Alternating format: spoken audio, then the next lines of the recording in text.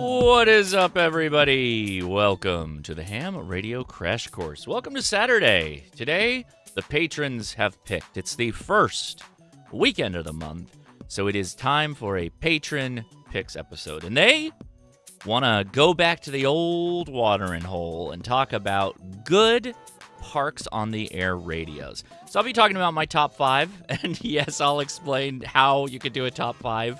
Because I'm going to cheat, of course. But you'll have fun, I promise. So sit back, enjoy the memes, and we'll get started real soon.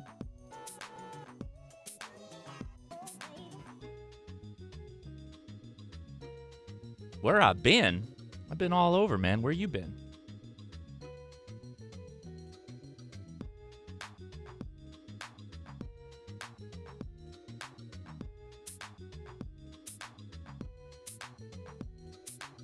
Alrighty, how's it going, everybody? We've had a bit of an up and down, hot and cold spell here in California, going from lots of wind to some rain.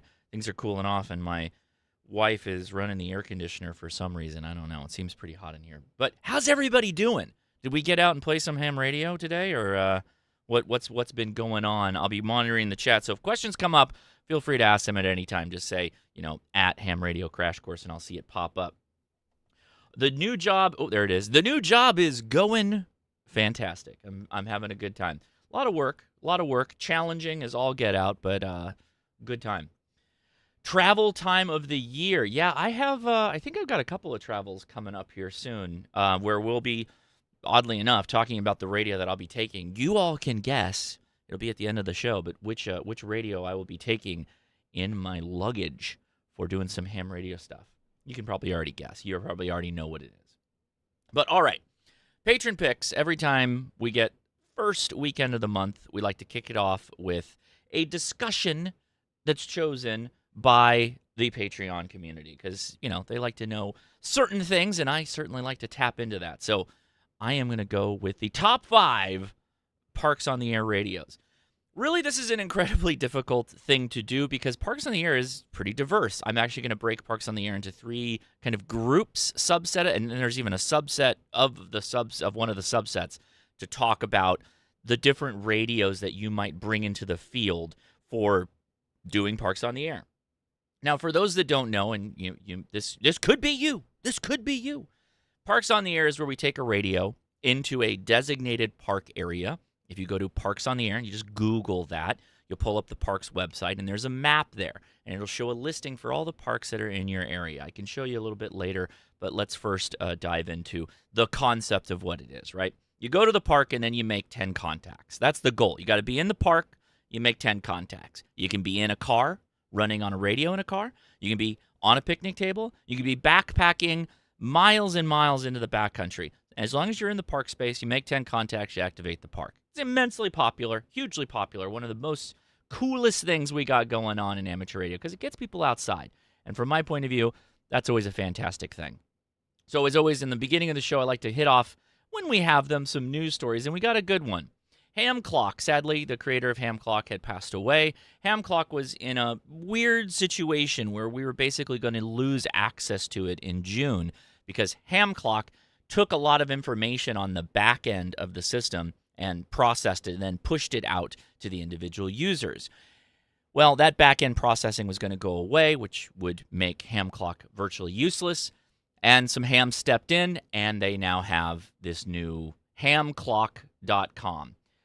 It is a free community-operated back-end server. So the back-end server is going to keep your ham clocks going. It's a very simple fix from my understanding. So if you're interested in this and you haven't heard about it, go check out this hamclock.com. I have a link in the video description for that. Now, I'm thinking about, we do an after chat here too, so I might as well mention it up front. We take your questions live. And a hot news story, because it's very important in amateur radio right now, is the de-expeditions we have going on. Primarily, it's a lot of talk of the 3Y0K down in Bouvet Island, and so I'm thinking for the after chat, we might talk a little bit more about de-expeditions. But I wanted to give a couple of tips right up front while you guys are watching here in the beginning as far as news and keeping track of what they're doing and what's going on, and more importantly, how to find them and chase them. So as always, go to the website. So this is 3Y0K. This is what Bouvet Island looks like. And they do updates, a little bit of updates. Facebook page is better for them. But most important, if you scroll down, here's the band plan. This tells you the frequencies they're operating on or will be operating on in any one day.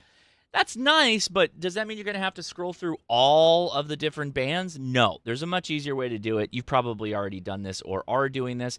Just pull up PSK Reporter and type in the call sign, 3Y0K. Now, I appreciate this is only really going to work for FT8, but for a lot of us in the U.S., getting them on FT8 is going to be hard enough because Bouvet is way down here. It's way down here in the South Atlantic below Africa, an incredibly remote space, one of the most remote little islands out there, and it's cold. It's really difficult to operate from there.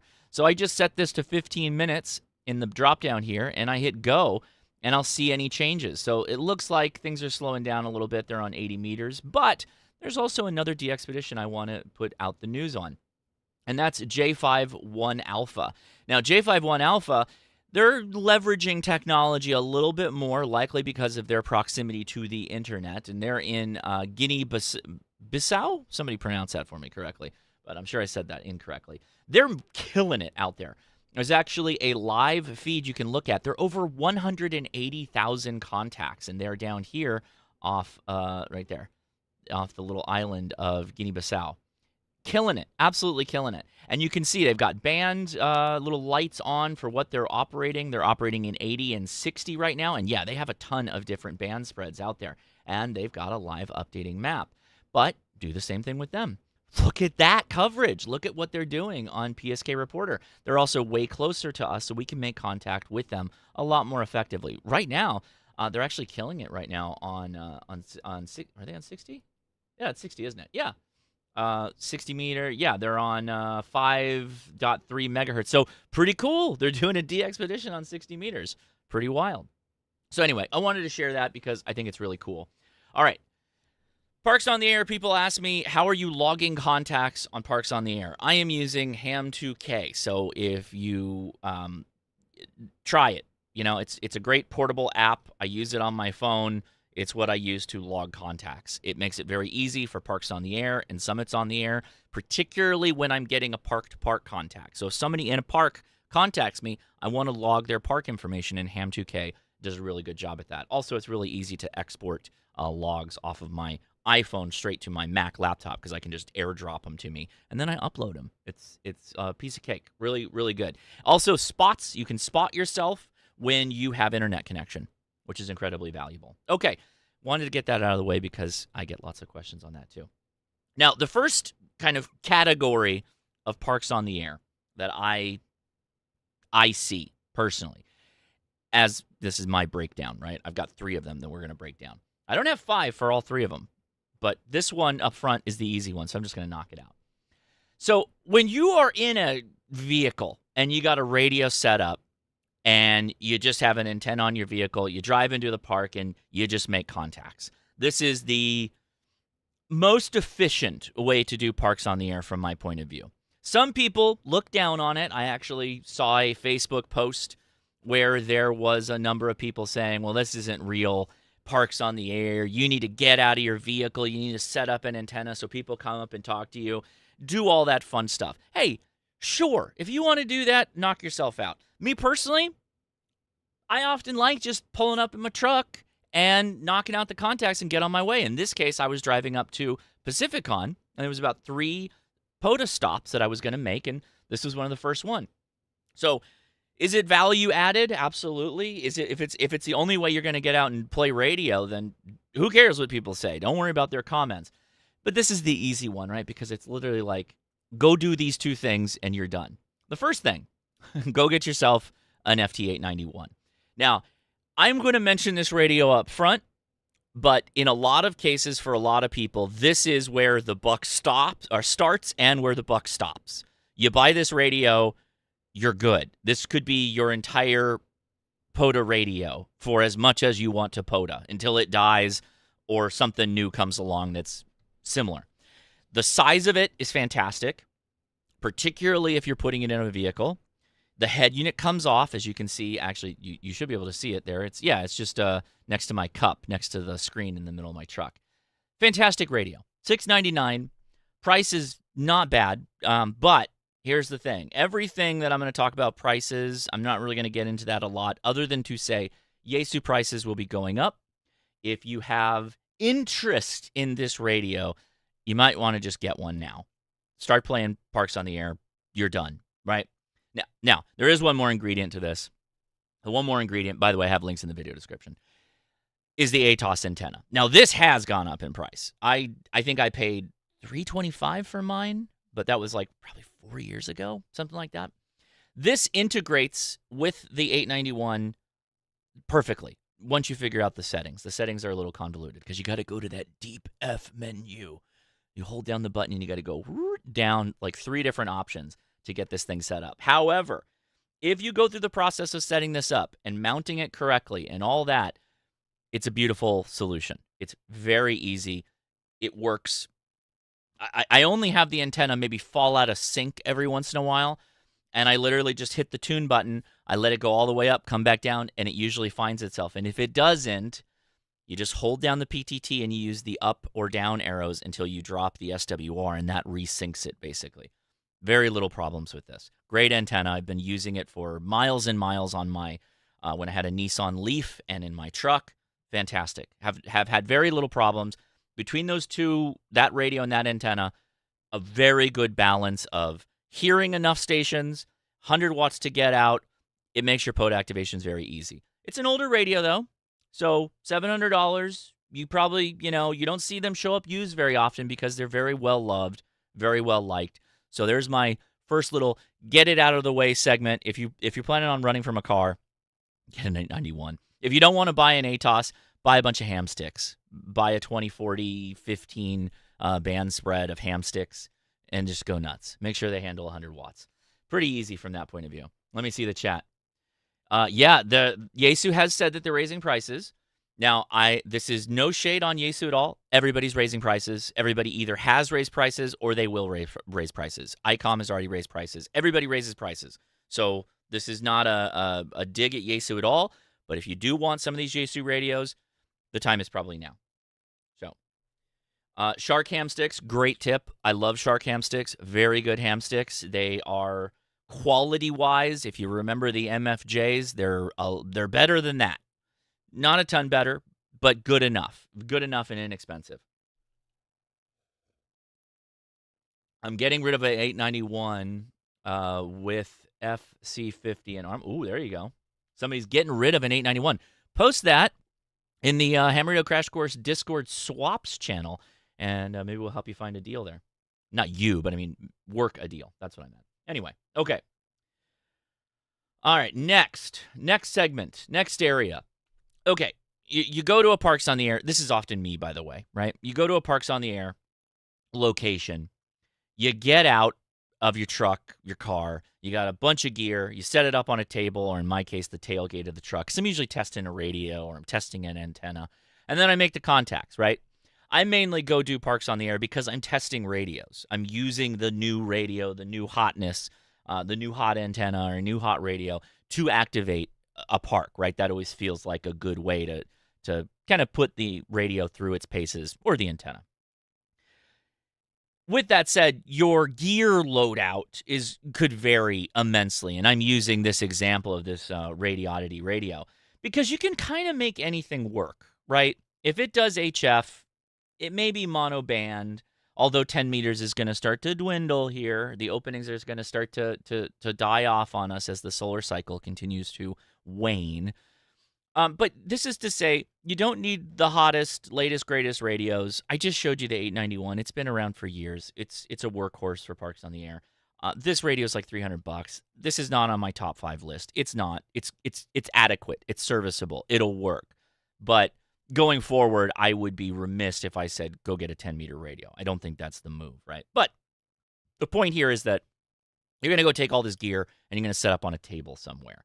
Something along those lines. Probably 100 watts. You're probably dragging out a battery, maybe solar, maybe erecting some kind of a guide antenna system. Something, a little bit more substantial. It might perform better than the ATOS on your truck or your car. So, yeah, you'd expect maybe a little bit more performance. DX Commander would be great. like a DX Commander Rapide, something along those lines for an antenna if you are so inclined. And yeah, these radios would work well with that. So on a couple of months back, when was this? Was this December? I forget when I did this. 9 months ago. It's been 9 months? I'm like, oh yeah, December. 9 months ago. Holy crap. That's wild to me. I'm having a moment here, kids. Yeah, so you can take any 100-watt radio out and do this. Put it on the back of your truck, put it on a picnic table, park bench, whatever. Go to town. So this opens the door for base station ham radios is kind of where I'm going with this. Now, there's a number of new, very high-quality base station radios that are out there. Prices vary wildly, right? So in this case, you're looking at the FTX1 with the Optima amplifier body that's on the radio. I think it's cool, but I have some issues in the overall design and implementation of the radio. But we're not going to talk about that today. It is on the list, but more or less to kind of make a point. It's kind of funny. I've got a chat above me, and then that was a live stream, I remember, because I was hanging out with Soda Plus, actually at Dockweiler State Beach. And that chat is now messing with my head because I'm trying to read that one. That's pretty funny. But anyway, this was all recorded over Starlink. So it was a good activation. It was a lot of fun. Activated very quickly, too. So that's another thing is if you are going to do Parks on the Air from a picnic table, you might as well go with 100 watts. You might as well get as many watts as you can out, right? Because if you're going through this effort of dragging all this stuff out, you might as well try to bring as much power as you can. That's my opinion, my point of view. You may differ with that. And then there's the opposite side of it is where you got like a semi-complex type of build where you may have a QRP radio that's amplified. So you bring an amplifier, a field amplifier. And that's what this is. This is the QRP station. And it is an amplifier, battery pack, and the QRP radio all connected via this like 3D printed shell, which is pretty cool. But there's all kinds of different options is what I'm basically saying. All kinds of reasons, different directions you can go. So I appreciate that. This is a bit of a smattering. Oh, don't worry. We're going to talk about that. Time does fly when you're having fun. Time's flying too fast. I'm having lots of fun, and I want to have a lot of fun for a long time. So time needs to slow down a little bit. All right, so first on my list, I mentioned the FTX because, again, prices, right? By the way, this is exactly what I paid for mine when it came out. Apparently 9 months ago. I don't even remember when it came out. I bring this up. You know why I look tired? It's because we recorded the podcast last night. And I was up till 4 in the morning. Good Lord. I'm telling you, man. I don't. It's not sustainable. I'm too tired. You can see it. I'm like literal. This is also a lighting problem. This is my bad lighting. But anyway, yes, a little tired. Took a nap before the show. I think I conked out for like over an hour. I just passed out, and my alarm went off at 4. I'm like, dude, what did I lay down? 2:30? Damn. All right. So I mentioned the FTX 1 not because it actually made my top 5 list. It didn't. And the reason for that is the cost. At $1,900, the novelty of like disconnecting the head unit and having a QRP radio that has some issues, primarily where the coax mounts are located, versus a radio from Yaesu that performs much better for hundreds less is kind of crazy to me. So a lot of people think this is like the next POTA darling. I don't agree. I think there's better options. The 891 is still completely serviceable. Get some headphones. It does a lot better with headphones. I don't think this is it. Cool radio, lots of fun, but anyway, what instead would I recommend then that is on my list is the FTDX10. So for what is the difference? Price difference? What was that? Oh, it's $1,900. $1,900, no discount, and there's a discount right now. Oh, wrong one. I jumped the gun. What did I just do? There it is. $1,400. So $100 rebate, $1,400, FTDX10, killer deal. Killer deal. If you're going to, move this around, and I get it, it's not ultra portable, but So many of POTA operations are not ultra portable now. They're base station radios, basically. This is a fantastic radio for that. It's still on my top list of radios for someone that's got a little bit more money. 1400 is obviously more than 1,000, which is kind of a sweet spot for an entry-level radio for a base station 100-watt entry-level radio. But great deal. Great radio. I mentioned the FTX to show this is this is probably the direction you want to go. Get yourself a little, Harbor Freight waterproof box. Keep it all in. Good stuff. Good stuff. Now, also, we got the new ICOM. I like the new ICOM mainly for the new HDMI port and the networking and all that fun stuff I can do with it. But it's a completely serviceable Parks on the Air radio as well. So this is on the list because I've always liked the 7300, the upgrade for the 7300 Mark II. A little bit less power, consumption. Really, really good in that case. So a very good radio all around. I like it a lot. So that's on the list. That would be my second radio, right? I believe that's the case. Yes. Let me see the chat here. Want to see what you guys are all saying about the FTDX10. I would okay. So you can make that argument. But I like the performance better of the FTDX10. By the way, this is a completely valid argument from Frank. He's saying that the FT710, would be better. Define better, Frank. Is it better because it's cheaper? If that's your yardstick, then yeah, it's a cheaper radio. I think it's sub $1,000 right now. But it doesn't outperform the FTDX10. I like the screen better on the FTDX10 because it's bigger. Yeah, just an all-around. They're both good radios. So you could say that is those two radios are almost simpatico. Pick the one that matches your budget and go with that. 710 is good too. Performance-wise, it's great.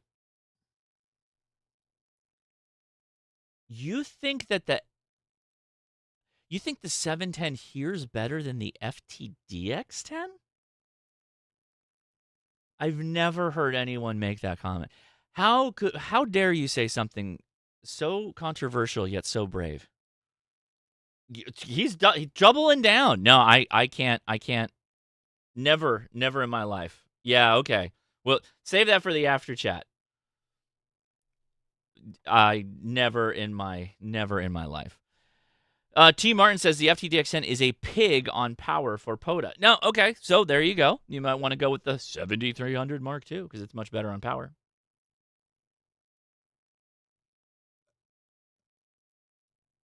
Now, I will respond to Don here. The 101D is huge.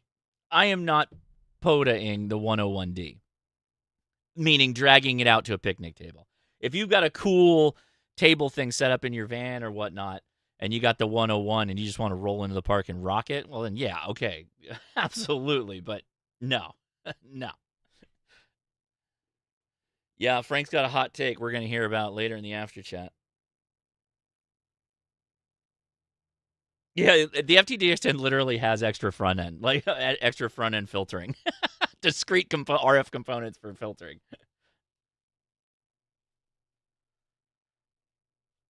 Yeah, but somewhere Rob Sherwood is gasping.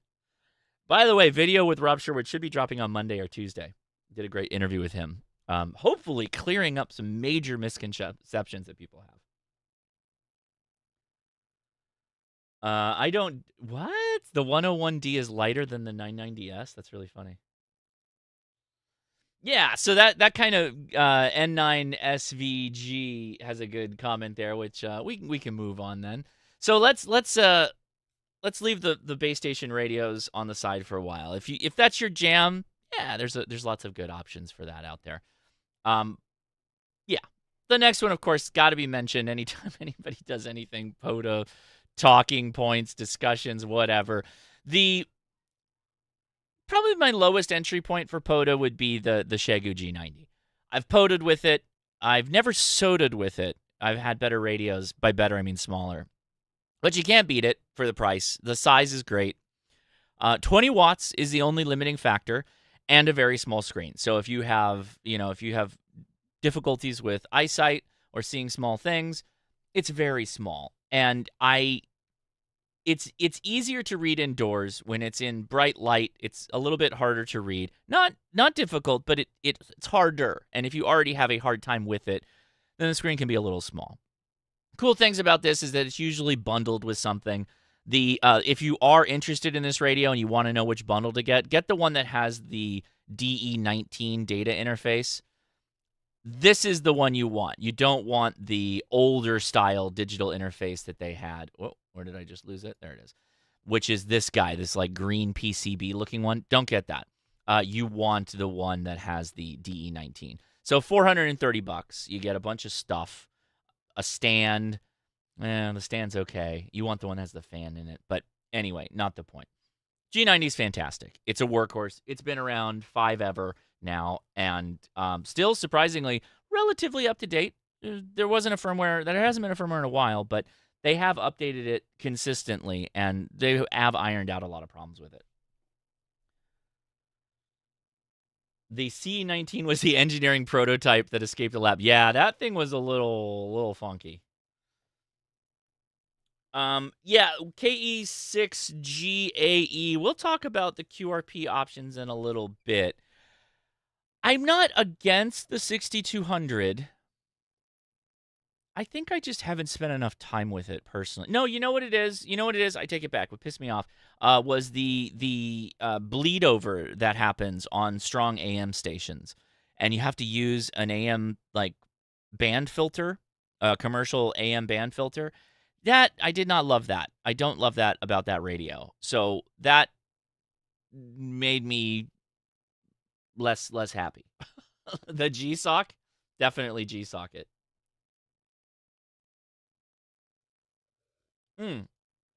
No. So, Tim, I think you misunderstood what I was saying.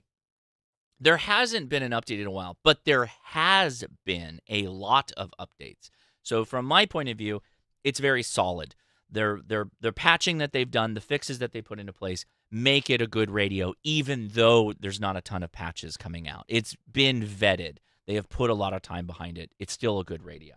So the rapidity of patches does not imply that the radio is good or bad. There was a lot of patches.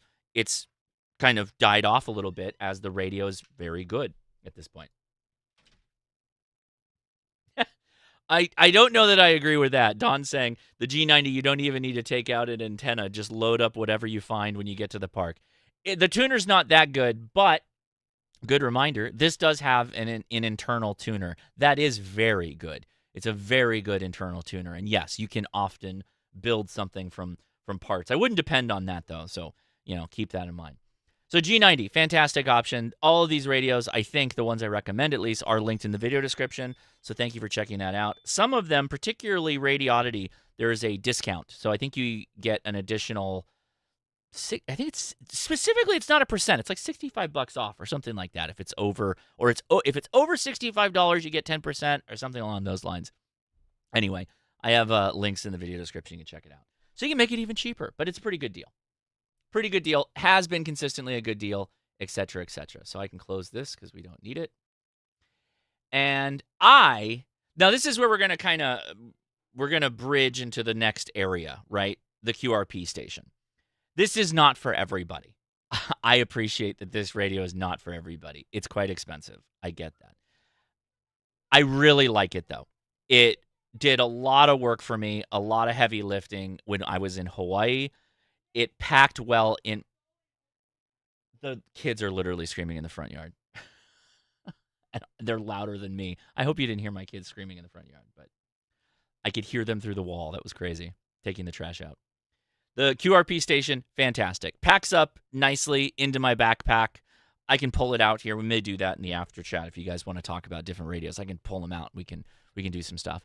But folds up very nice. Goes into a water bottle pouch, like a backpack water bottle style pouch. And that's how I carried it around. Took that to all my different locations that we were POTA-ing from on our Hawaiian journey. Had a really good time with it. And it's a QRP radio, so it's light on power until you want to turn on the amp, and then you get 50 watts. And so that's been my kind of ride or die long-term portable radio where I can get a little bit more space and I want to go a step up from like a 705. So there's got to be, like, in my mind, there's like a sweet spot between 7300 or base station radio at 100 watts and then a QRP radio, right? And QRP can mean a lot of things. Somewhere in there, and the 891 kind of fits in there, like towards the bigger side. The QRP station is kind of right in the middle. The only downside is that it's 50 watts, but to be honest with you, I didn't have any problems with the 50 watts. I felt very confident with the 50 watts once the sun started working with us when we were in Hawaii. Now, there is this other category that I'm going to talk about, the last category, backpacking. And that's where we get into kind of a juxtaposition between the two concepts. So let me go back here a little bit. It jumped ahead on my video. Where is it? So if you remember when we went to Heart Lake in the Eastern Sierras with Adam, K6ARK, we were backpacking to live. We were carrying our house, our tent, our food, all of our equipment, all that stuff. And in those cases, you kind of have to pack light. You kind of have to have light equipment, not a lot of equipment, and what you bring is going to be on the smaller side. So that's one form of backpacking. Then there's the form of backpacking that I did when I was in Hawaii. And in Hawaii, well, I could kind of just bring anything. So I brought my QRP station. Bit more space. You know, I had more gear to carry around, and I had a vehicle to haul me around to different locations. In fact, where's one of those spots? It is on the summit. So we're at 9,000 feet above sea level, and I've got a laptop, and I got the QRP station. I've got things plugged into it. I'm doing FT8. Easy, because I'm still just back. It all lives in a backpack, but at the same time, it goes back in the car. And so for that, again, 891, yeah, absolutely. It'd be a good radio for that. The QRP station, sure, it fits in just fine. Is the KX2 probably outgunned in a situation like this? In Hawaii, absolutely. It's probably not enough power to make it to the mainland or make it to across the Pacific into another country. So that's kind of the balancing act you have to ask yourself is, how much, one, how much do I want to pay for this dang radio? Two, how much space am I devoting to it and then all the gear that go into it, so the kit that you build? And then how much am I going to need, like, portability when you want to be backpack portable? Uh-oh, don't look. What's outrageous? Oh, the price? Yeah, the price, it's very expensive. QRP station is. But see, then at the same time, you got Ahmed. Ahmed is a pretty Ahmed, you've got multiple number ones, right? Didn't you show me, like, you have 3 number ones? I think you're the same Ahmed. That's the call sign I recommend. Or recommend. I recommend your call sign. Remember your call sign. But yeah, it's a fantastic radio. Really good for Parks on the Air. Expensive, right? So that's why these lists are kind of difficult, because I'm like, okay, here's the top 5, and they're all $2,000 radios. Is that going to work? No. So top 5 usually means we hit a couple of good options in the important areas that people find for radio. So Ahmed likes the QRP station. I do too. It worked great in Hawaii. But for backpacking with Adam in the Eastern Sierras, where I'm also fly fishing and we're also doing a myriad of other things, and we're cooking, and I've got a bear bag because we're got food, or the bear box, that whole thing. So for that, we're gonna go KX2 the whole time. It's gonna be KX2 time all the time, and the KX2 is fantastic, great radio. So understand what your needs are is going to be, again, vital. And it's not the cost of the radio, buying the coolest thing necessarily. At the same time, if you want KX2 portability, then you got to pay Elecraft dollars for that type of stuff. Portability is and combination of capabilities. Portability and capabilities. They go hand in hand. So keep that in mind. So with that said, I mentioned Hawaii. Where was my last Yeah. God, this was so much fun. Look how pretty that was. So cool. Beautiful. Anyway, love going to Hawaii. I hate It's not that I hate watching the videos, but I just want to go back there and enjoy enjoy the time again. Beautiful spot. Anyway, where's the moving forward? There we go. So this is literally out next to a beach on lava rocks that they have erected into a like retaining wall kind of thing, and I'm just throwing the QRP station together, and worked great. But anyway, that's everything that fit in that bag. That huge bag that I have there was just all full of radio equipment. It did not include any of my clothes or anything else that I brought for living.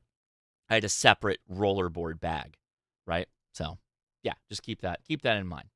Difference between backpack portable, where I'm living out of one bag, and Hawaii vacation portable. So, with that said, does a 705 fit in this space? Yes, absolutely. Absolutely it does. It's probably more towards the vacation radio than the backpack radio, and not because it's not capable as like a KX2. It's just a little big.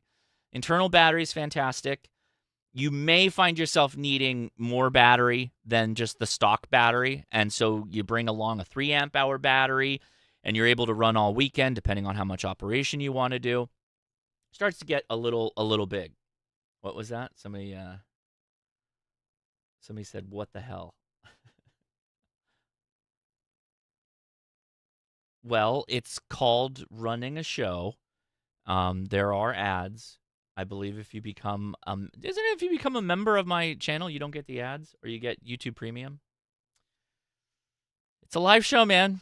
There's commercials. Sorry about that. You can roll back before the ad, and there you go. Anyway, 705. Great radio. I use it both in my shack, playing around with radios because of all of its capabilities, being all band, all mode, and having a wealth of capabilities with the networking, the digital interface. I have upgraded mine to USB-C over USB micro, which is not preferable. USB-C is much better for this radio, but expensive.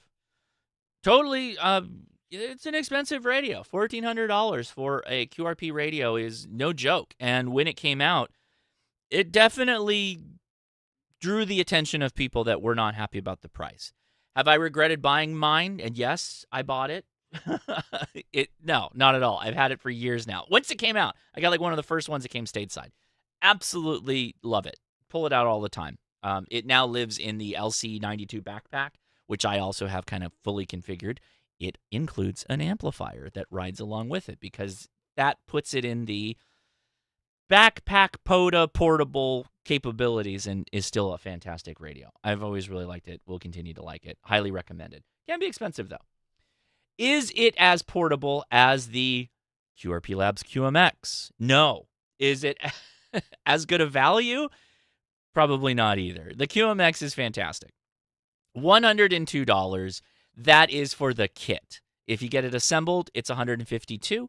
If you add the aluminum case that you see here, or as you see on my overhead display here, there on the far right, then it's closer to about $200. The issue that you run into these radios when it comes to QRP is you have to wait if you want someone to assemble it for you from QRP Labs. They do a fantastic job. In fact, that's one that I had them build. I've now built 2 of these. Mine work fine. But I was like, I just going to buy this one. I don't want to deal with building another one. I'm good. But that's something you're going to have to deal with when we start talking about ultra portable backpack radios. Is a lot of them are kits, like this very nice CF21. Great radio, but you got to build it, right? That's one of the big things. That's a reason why you end up paying for things like the Elecraft KX2, which used to be a kit, but now you just buy it, and it's, what, $2,000, I think, for a KX2? Not inexpensive. So, are people 3D printing QMX cases? I believe Adam has one. I know he has he has 3D printed parts for the CFT1 that Jonathan made. There's a number of 3D prints that go along. In fact, those are K6ARK's knobs that he made for the QRP Labs QMX. Really, really nice. Really nice. Those prints are great. I really like it. But that's something you have to think about when you get into backpack territory is you're going to bring in a lot less power. You got to pay if you want to do single sideband, and so that's what kind of leads you to KX2 territory, or you go with a QMX, but then you got to figure out how you're going to get your hands on one. It's not the money that's the problem. It's the building it that's the problem. If you ask them to build it, it's going to take months. And in fact, let's see. Can we easily get to their... I think if you click that, let's see how long the list is. Yes, here it is. Or not. There we go. All right, so this is updated on the 5th. So here's the waiting list. September 14th, 2025 that's the radios they're working through right now. This is the waiting list. Oh, there's the next page. No, never mind.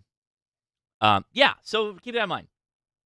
Great radio, but you probably should build it yourself. And I would recommend you do build it yourself. It's worth it. Very good. Yeah, there you go, $102. Fully spec'd out. I'm just going to throw the middle spread on there. Assembled. We want the $20 enclosure. And that is, call it $200. Maybe just over $200 with shipping. So, fantastic. Love it. Burp, burp, burp. Okay, KX2. KX2 for me is for those of you who are too much of a chicken to go full CW, like to still do digital, maybe, off your phone or something along those lines, and still do single sideband. Fantastic radio. You pay for every bit of that functionality. Very expensive radio. Has been around for a while, but still good. In fact, I don't even remember what the pricing is on these guys right now. So let's see the packages for the KX2. Yeah, $2,000. That's the Shack in the Box, which will come with the battery and the tuner. It's a $50 package savings and a $50 discount. Let's just see. Yeah, there you go. You get the mic, the battery, should come with the tuner. Yep, the whole 9 yards there. $2,000 though. Not cheap.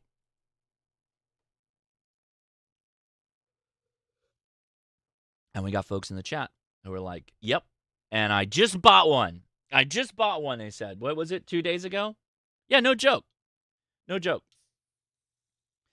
That is me, the KX2 for the non-committal CW. It's true. If I simply went Morse code, my radios get smaller, my battery demands get lighter and smaller, and the cost of the radios goes down too. It's a good segue to talking about Morse code. So Morse code is the trump card of all of this talk that we've done, right?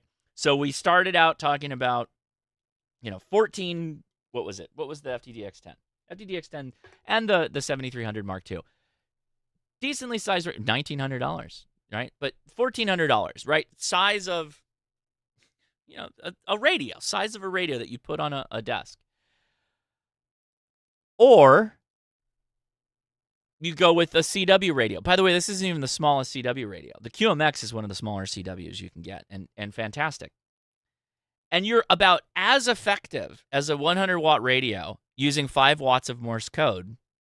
So that means you can literally take out just about anything, including the KFT1, which is a kit. You can get pre-round toroids. It's $320. Not bad, right? A couple of different options there as well. And I had to put their website on there because I like it so much now. Look at this. An LMR, an LNR mountain topper that's available in stock.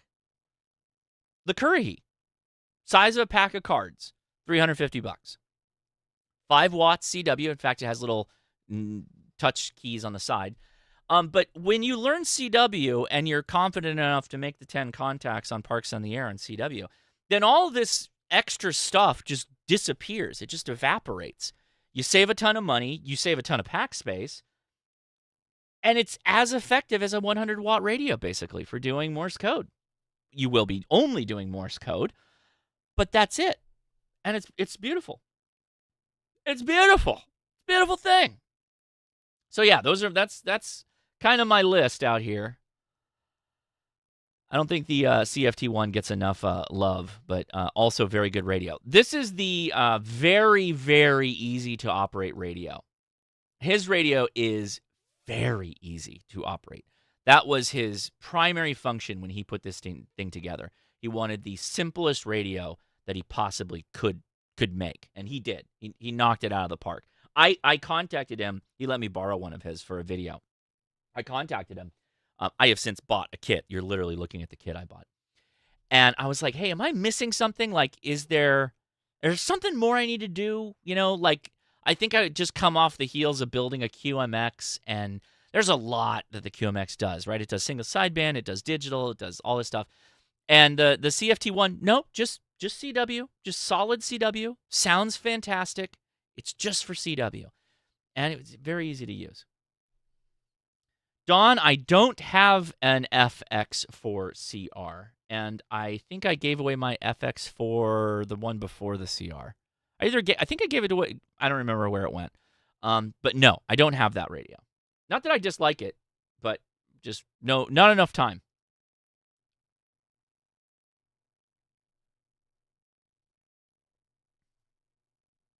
Oh, look at Mark. Yeah, Mark, big enthusiast of the QMX, right? But that's what that's what your time goes to. The reason you should learn CW is it's an incredible commitment, right, to practice and get good at it, but you gain freedom. Freedom in your wallet and freedom in your pack space and freedom in that you don't need as much stuff as you traditionally needed when you were running 100 watts single sideband. That's the big thing. So that's what led me to this backpack point, the point of how important a backpack, if you're living out of your backpack, traveling light is. And these radios do that, right? That's what they allow you to do. Long Island CW Club, that's right. Go to check out the Long Island CW Club. Tell them Josh sent you. It's the best way to learn Morse code. They've got over 70 classes a week, 70 online classes a week that you can attend for learning Morse code. And there are myriad of different options for the level that you are confident in Morse code, going all the way up into live contact assistance. I think my video is still on their main page of me in that class.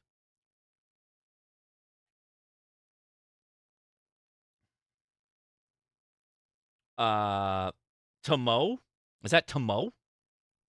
Tomo Rat? What's up? So they asked, by the way, we'll take questions because I'm pretty much done here. So we got a good 10 minutes left, which is awesome. Or we'll just wrap up and go straight to the after chat. Question: how do you ground your radio during parks on the air, or do you forgo it? I forgo it. If it's there is a lot that can be said for a field day where you're running a generator and you drop a ground rod and then you ground everything to that ground rod. That's probably the ideal way to go. With that said, no, I don't.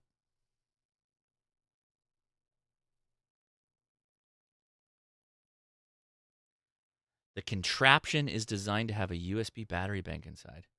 Ooh, looking forward to a contraption video from Ham Radio Tube.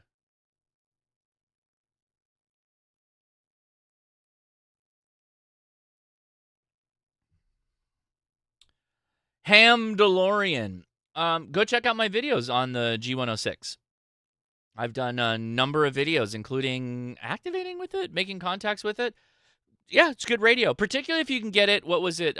We had the crazy price on that guy. Every once in a while, the sale is like it's like $200. For $200, it's insane not to. Wait, what am I doing wrong? Oh, that's right. I've got to go to Shagu specifically. Yeah, so this is the only piece of advice. Oh, wait. It's happening. It's happening. It's $200. Nothing else. $200. $200. Take the link in the video description. You get maybe get another discount on top of that. $200 G106. Good radio. Audio, when I first, actually, this is fun. Go watch Mike Ham Radio Tube and my video on the G106 when it first came out. We had problems. Mine broke itself in travel, which it's a travel radio, right? The fact it broke itself, not good. Mike's had a number of problems. Then months went by, and they got a lot better. They did some firmware upgrades. I heard that the manufacturing, I don't know what they changed, but much fewer issues. It's good. It sounds good. So Pickle 642, good question. G106 or GMX? Or sorry, QMX. If you're going to build the QMX, probably the QMX. The QMX is smaller. Much smaller, same capabilities, basically. I think exactly the same capabilities. The QMX might be lighter on power for power draw, but you can get this now. QMX is much smaller.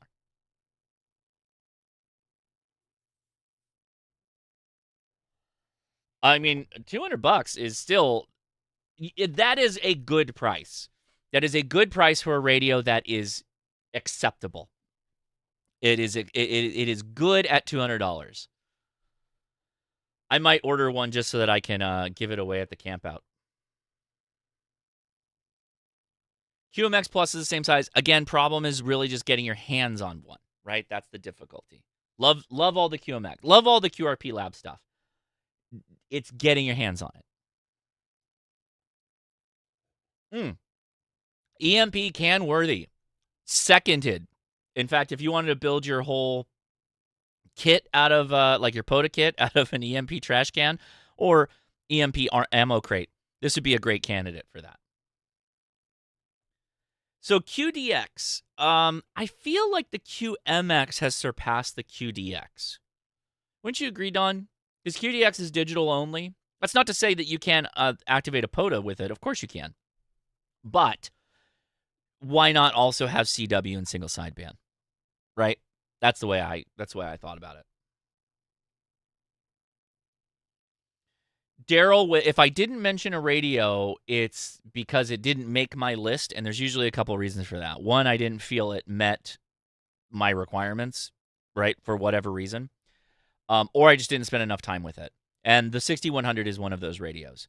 I reviewed it from a standpoint of features and setting it up to do like FT8 and made some contacts with it, but it suffered from the same problem I think that the 6200 still has, which is that AM, the commercial AM overload. So you'll be on 40 meters, for instance, and if you have like a multi-band antenna like a end-fed half-wave, you will pick up strong AM stations. And you have to run like a band, a commercial band pass filter or band block, band stop. That's what I'm looking for. Band stop filter to prevent it from bleeding over.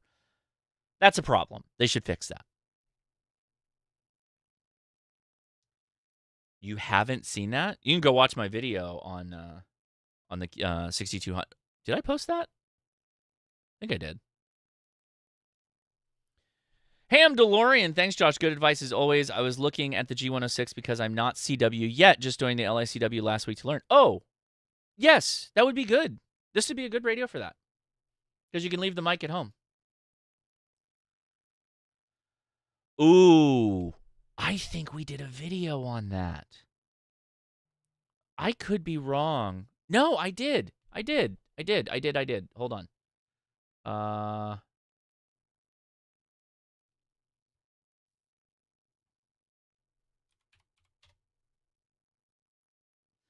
Use myself. Oh, yep. Battery connection as the Jankopotamus computer. In fact, I have the power leads for it right here. This is good. Okay, hold on. Let's find. Just like that. Oh, look at me putting chapters. Okay, hold on for a second. Where's the audio test? Okay, here we go. It's recorded correctly.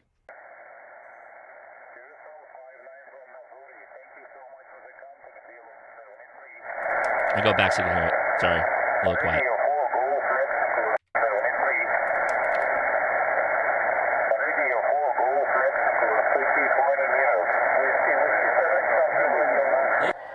Well, now that we have somebody we've actually heard, let's switch it over to the cans and hear him a little bit better. I want to point out So that was on the speaker. To do speaker, you have to plug into the bottom of the tell him, mic, Josh. which is the only kind of quirky thing on this radio. Tell him.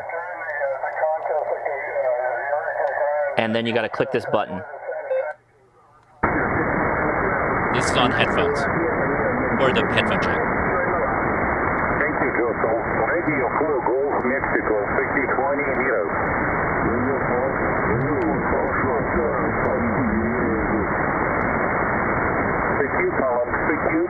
6020 meters. Radio 4 Gulf, Mike. Pretty good. Okay, let's find the, Here we go. This is QMX. Just a minute ago. Headphone only. My name is Mike, Mexico, India, Kilo Echo. Report 5559.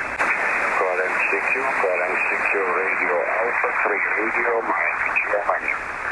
Radio Alpha 3 Radio, Guatemala, over. I think I need to contact with this guy on this radio. Radio Alpha 3 Radio, Mike, Germany. Radio Alpha 3 Radio, Guatemala, over.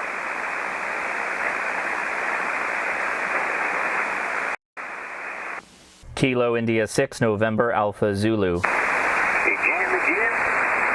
Kilo India 6 November Alpha Zulu. India Alpha Zulu, please repeat your call. Kilo India 6 November Alpha Zulu. Kilo India 6 November Alpha Zulu. Kilo India 6 November Alpha Zulu.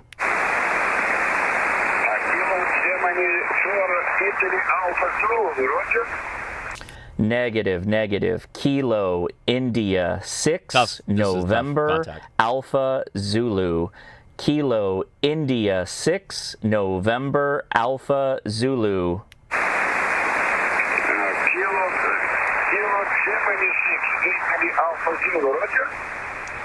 Negative. Kilo India 6 I did make November. It,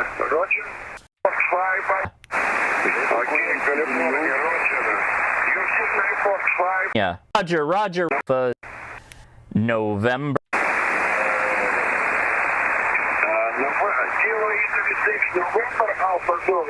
There you go. Roger. So the QMX sounds really good. It also sounds very good on transmit. So it was shocking actually how good it sounds. We did another live. This was not a live stream. Yeah, this is not a live stream. It was me just going through all this stuff. But we did a live stream with the QMX, and it sounds very good. It's a very good transmitter. G105? Is it 105 or 106? G106, right? God, I can't even... Yeah, G106. Also sounds good. Again, right now, $200 or wait 6 months if you can't build it. That's the difficulty. So, there you go, guys. Yeah, good. Good question at the end there. All right. There you go. Appreciate you guys. Let's say a big thank you to the patrons. Thank you so much for the support. You voted for this. So everybody watching, if you didn't like the video, you have only the patrons to blame. And if you want to fix that, well, go ahead and support by joining over on Patreon. The link is in the video description. I tried to put together all the links that I could for this stuff, but if you take any one of those links and search for the product you're looking for, I appreciate it. They are affiliate codes. It does help my channel out. Very much appreciated. I thought it'd be fun to use some of my videos as an example of like this stuff because, yeah, I've tested a lot of this stuff, and I have very particular opinions, and hopefully I have fleshed those out enough that you can either say yes, I agree with you, or no, that's not really me. I do something different, and if not, hey, no problem. Hopefully you still glean some value out of it, or you found a different way of looking at radios for what might work for you. In the after chat, I'll watch a live stream, and the issue with that is it's too much delay into the Discord, but that's the full meta. I will be in Colorado. Oh, Soda Plus is going. Soda Plus, thanks, appreciate the help. Going to Colorado in June to do some sodas. Awesome. Oh, a scholar and a gentleman, you say. Thank you very much. I appreciate that. Yeah, feel free to join us in the after chat. We take your questions live, and we can talk about radios that you're thinking about purchasing, ham radio issues you're having, whatever you want. The floor is yours, particularly in the beginning.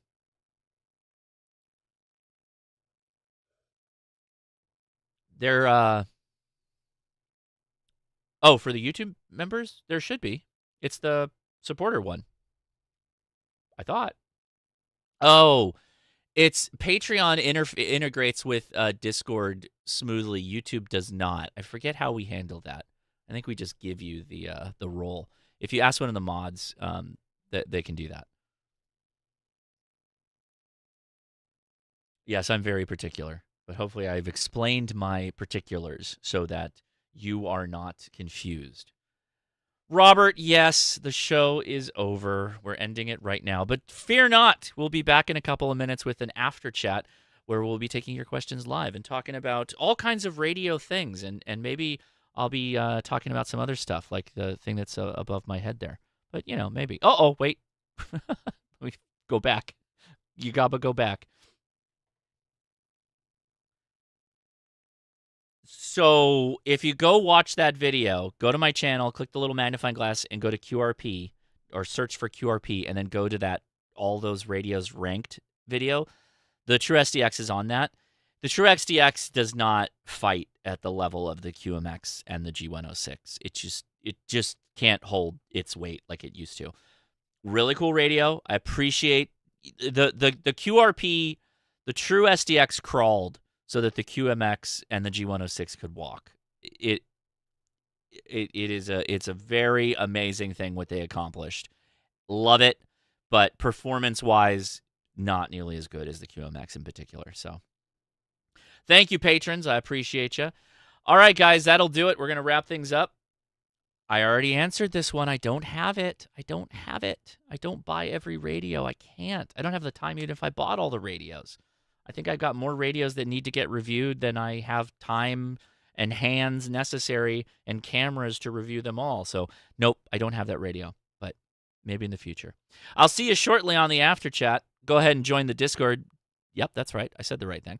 By clicking the link in the video description, and I will talk to you very soon. 73, everybody.